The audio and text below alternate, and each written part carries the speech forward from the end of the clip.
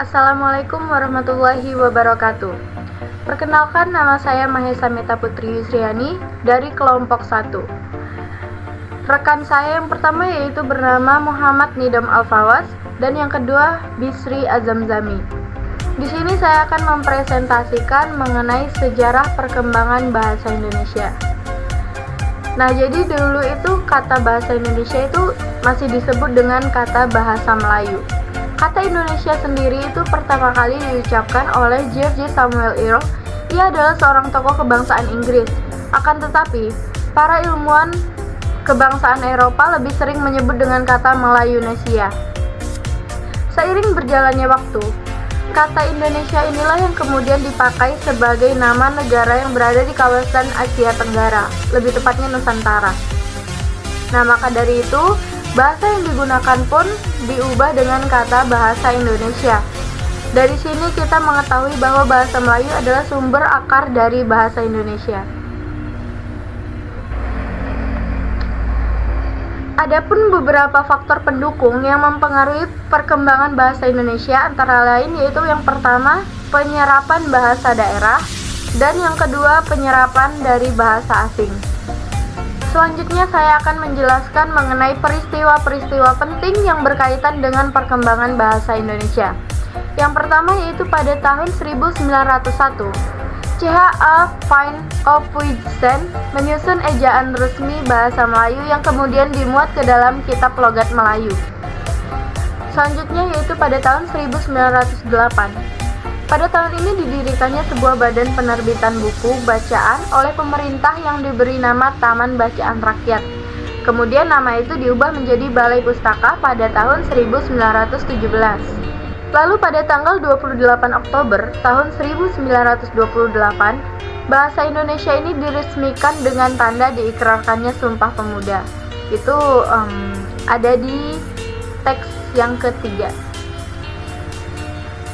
Kemudian pada tahun 1933, pada tahun ini berdirinya sebuah angkatan sastrawan muda secara resmi yang kemudian dinamai sebagai Angkatan Pujangga Baru.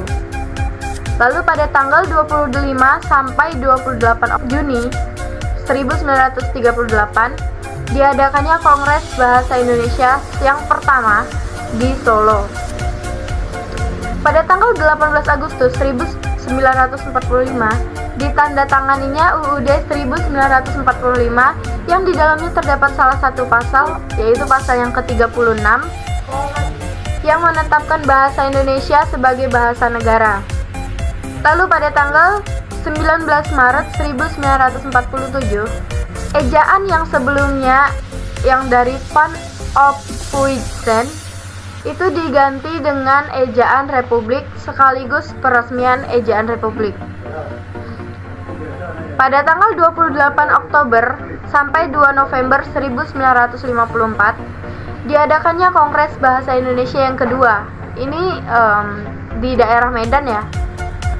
Hal ini merupakan suatu perwujudan tekad bangsa Indonesia untuk terus menyempurnakan bahasa Indonesia dan kemudian diangkat menjadi bahasa nasional serta ditetapkan sebagai Kesatuan Negara Indonesia. Selanjutnya pada tanggal 16 Agustus 1972, peresmian penggunaan ejaan bahasa Indonesia yang disempurnakan EYD oleh Presiden Republik Indonesia yaitu Presiden Soeharto di depan sidang DPR melalui pidato kenegaraan. Lalu pada tanggal 31 Agustus 1972, Mendikbud atau Menteri Pendidikan Budaya menetapkan dan meresmikan buku pedoman umum pembentukan istilah dan pedoman umum ejaan bahasa Indonesia yang disempurnakan berlaku di seluruh Indonesia. Jadi pada tanggal 31 Agustus ini buku yang dua tadi itu diresmikan berlaku di seluruh Indonesia. Kemudian pada tanggal 28 Oktober sampai 2 November 1978 diadakannya Kongres Bahasa Indonesia yang ketiga, yaitu di daerah Jakarta, untuk memantapkan kedudukan dan fungsi bahasa Indonesia. Lalu pada tanggal 21 sampai 26 November 1983 diadakannya Kongres Bahasa Indonesia yang keempat di Jakarta. Kongres Bahasa Indonesia kali ini yaitu membahas mengenai pembinaan dan pengembangan bahasa Indonesia agar lebih ditingkatkan lagi guna untuk mencapai dan menjalankan amanat yang ada di dalam garis-garis besar haluan negara atau GBHN yang mewajibkan seluruh warga negara Indonesia menggunakan bahasa Indonesia dengan baik dan benar. Lalu pada tanggal 28 Oktober sampai 3 November tahun 1988 diadakannya Kongres Bahasa Indonesia yang kelima di Jakarta. Dihadiri sekitar 700 pakar bahasa Indonesia dari seluruh Nusantara dan peserta tamu dari negara sahabat seperti negara Malaysia, Singapura, dan lain sebagainya. Kemudian pada tanggal 28 Oktober sampai 2 November tahun 1993 diadakannya Kongres Bahasa Indonesia yang ke-6 di Jakarta lagi. Kongres kali ini mengusulkan agar Pusat Pembinaan dan Pengembangan Bahasa Indonesia ditingkatkan menjadi Lembaga Bahasa Indonesia. Pada kali ini pesertanya sebanyak 770 pakar bahasa Indonesia dan 53 tamu dari mancanegara.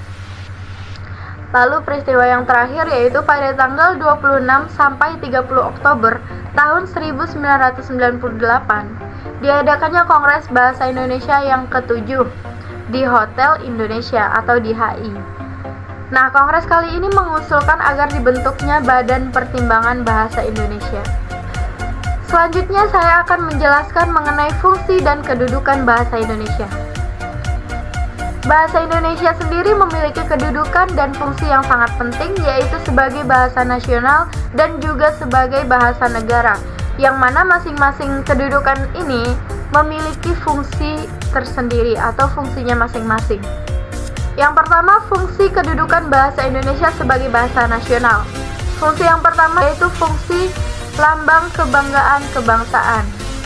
Jadi Indonesia ini seharusnya bangga ya telah memiliki bahasa nasionalnya sendiri. Selanjutnya yaitu lambang identitas nasional. Lalu yaitu alat perhubungan antar warga, antar daerah, antar budaya. Jadi di Indonesia ini kan luas. Setiap daerah itu memiliki bahasanya masing-masing. Nah, dengan bahasa Indonesia ini kita tetap dapat berkomunikasi antar daerah atau antar warga dengan menggunakan bahasa Indonesia agar kita memahami satu sama lain apa yang sedang dikomunikasikan. Selanjutnya yaitu alat yang memungkinkan menyatukan berbagai suku bangsa, seperti yang saya jelaskan sebelumnya. Lalu fungsi kedudukan bahasa Indonesia sebagai bahasa negara itu apa aja sih? Nah, yang pertama yaitu bahasa resmi kenegaraan. Bahasa Indonesia ini menjadi bahasa resmi negara Indonesia. Selanjutnya yaitu bahasa pengantar di dunia pendidikan. Nah, jadi seperti yang kita ketahui, di setiap kita sekolah atau kuliah itu guru-guru atau dosen-dosennya pasti menggunakan bahasa Indonesia untuk menjelaskan materi yang sedang mereka sampaikan agar seluruh peserta didiknya mengerti atau bisa memahami bahasa dari penyampai materi tersebut. Selanjutnya yaitu alat perhubungan untuk kepentingan perencanaan dan pembangunan pada tingkat nasional. Lalu yang terakhir ada alat pengembangan kebudayaan dan iptek atau ilmu pengetahuan dan teknologi. Selanjutnya saya akan menjelaskan mengenai variasi bahasa Indonesia. Apa sih variasi bahasa Indonesia? Nah, variasi bahasa adalah jenis ragam bahasa yang pemakaiannya disesuaikan dengan fungsi dan situasi tanpa menghasilkan kaidah-kaidah pokok yang berlaku dalam bahasa yang bersangkutan. Biasanya, variasi bahasa ini memiliki keragaman yang sangat khas sehingga mampu membedakan antara yang satu dan yang lainnya, namun masih bersangkutan dengan bahasa yang sama. Mengingat negara Indonesia yang sangat khas akan ragam budaya dan bahasa serta agama, variasi bahasa menjadi suatu hal yang mencolok agar dapat mengetahui dari mana mereka berasal. Dalam hal membedakan suatu budaya atau adat, kita pasti membedakan melalui suatu bahasa, meskipun bahasanya yang sama namun variasinya berbeda, atau bisa disebut dengan logat ya. sini saya akan menjelaskan variasi bahasa, yaitu terbagi menjadi dua. Yang pertama yaitu variasi bahasa register. Variasi bahasa register ini merupakan salah satu bentuk gejala variasi bahasa yang disebabkan oleh perbedaan bidang pemakaian. Selanjutnya ada variasi bahasa dialek. Variasi bahasa dialek merupakan ragam bahasa berdasarkan pemakaiannya. Nah, baiklah, hanya itu yang dapat saya sampaikan. Maaf jika ada kesalahan atau kekurangan. Terima kasih atas segala perhatiannya. Assalamualaikum warahmatullahi wabarakatuh.